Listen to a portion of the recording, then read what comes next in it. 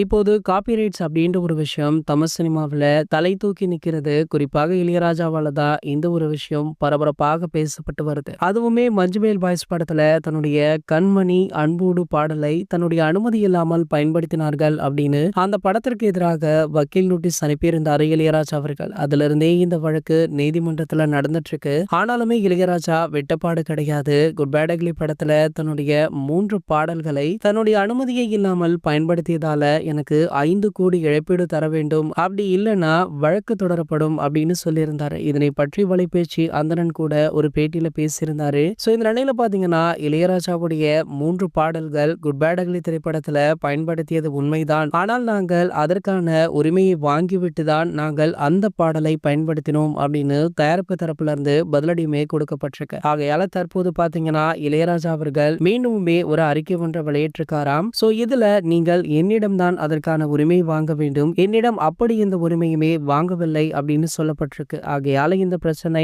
ஓயாது போல அப்படின்னு தற்போது ரசிகர்களுமே அப்செட்ல இருக்காங்க. சோ காரணம் என்ன அப்படின்னு பாத்தீங்கன்னா கொஞ்ச நாட்கள்ல அந்த பாடலை நீக்காவிட்டால் நான் வழக்கு தொடர்வேன் அப்படின்னு இளையராஜா சொல்லியிருந்தாரு. ஆகையால இந்த படத்திற்கு ஏதேனும் பாதிப்பு வருமோ அப்படின்னு ரசிகர்களுமே யோசிக்க ஆரம்பிச்சிருக்காங்க. இது போன்ற சினிமா செய்திகளை பத்தி நீங்க உடனே தெரிஞ்சுக்க நம்மளுடைய தமிழ் நியூஸ் எக்ஸ்பிரஸ் சேனலை மறக்காம சப்ஸ்கிரைப் பண்ணிக்கோங்க.